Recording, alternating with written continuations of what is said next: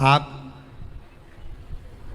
जिस दिन व्रत करो उसके एक दिन पहले भक्ति का संचार इस हृदय में कर लो। भक्ति का संचार इस हृदय में कर लीजिए। जिस दिन आप व्रत करो, जैसे एकादशी का व्रत कर रहे हो तो दशमी के दिन शाम का समय जब आवे, रात्रि जब होने लगे, शाम का समय आवे और रात्रि का आप जब भोजन ग्रहण करो तो उस भोजन में कोई ऐसा पदार्थ ग्रहण मत करिए जिस पदार्थ के कारण आपकी एकादशी बिगड़ जाए।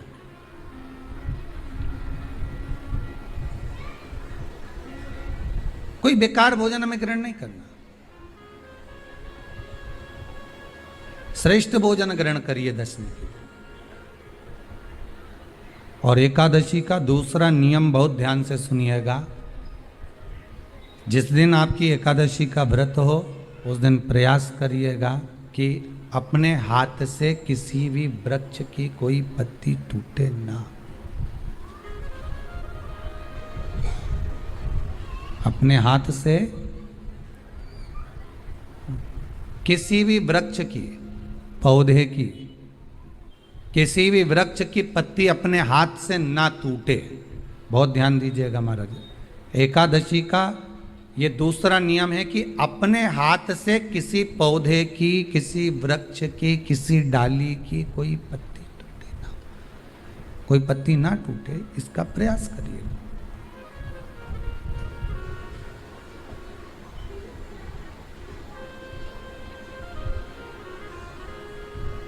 कितना सुंदर व्याख्यान कहा है, कितना सुंदर वर्णन है महाराज कि मात्र एकादशी का व्रत कर लेने पर, मात्र एकादशी का व्रत कर लेने पर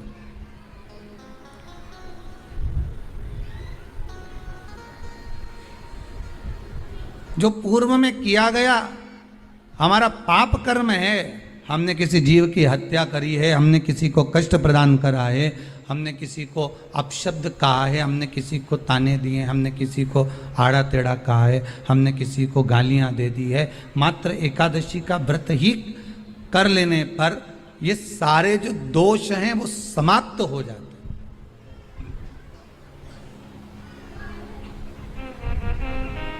सारे दोष हमारे समाप्ति पर आ जाते हैं।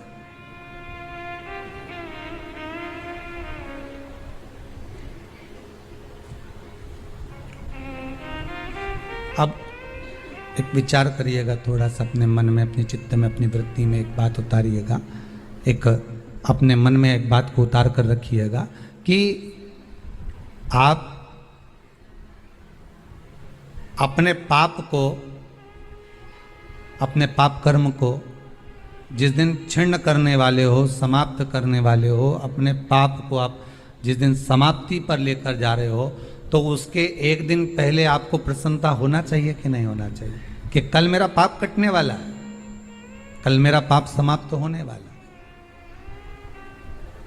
जो मैंने पाप कर्म करा है वो समाप्त होगा, जो मैंने पाप कर्म करा है वो कल समाप्त हो जाएगा। तो एक दिन पहले आपके चेहरे पर प्रसन्नता हो कि ना हो।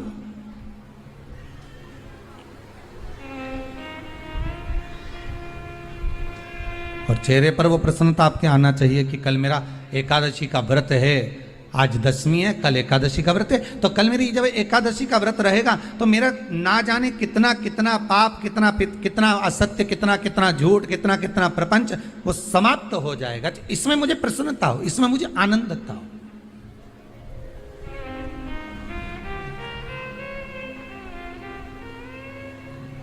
तो क्या कहा गया कि प्रयास करिएगा कि एकादशी के दिन कोई वृक्ष की, कोई डाली की, कोई कोपल की कोई पत्ती ना तोड़ी जाए। क्यों?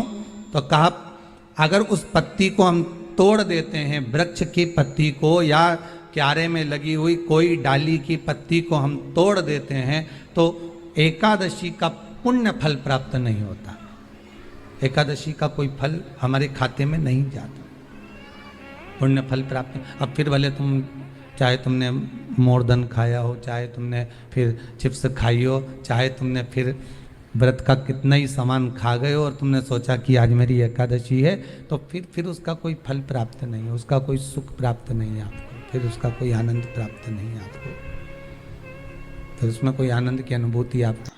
श्री शिवाय नमस्तुभ्यम दोस्तों। साल का आखिरी जो एकादशी है, मोक्षदा एकादशी, 22 दिसंबर को पड़ रहा है। जब भी आप एकादशी की शुरुआत करें तो हमेशा उत्पन्ना एकादशी से लेकर शुरू करें इसे, और साल भर पूरा उत्पन्ना एकादशी तक ही ये एकादशी का व्रत अपना पूरा करें 24 एकादशी व्रत के साथ, क्योंकि बीच में इस व्रत को नहीं रहा जाता। बहुत सारे लोग देवउठनी एकादशी के दिन भी एकादशी का व्रत शुरू करते हैं, जिस दिन विष्णु जी उठते हैं। तो एकादशी के व्रत को आप पूरे नियम और भाव के साथ रहें। यह हर तरह से बहुत ही तप की श्रेणी का व्रत है।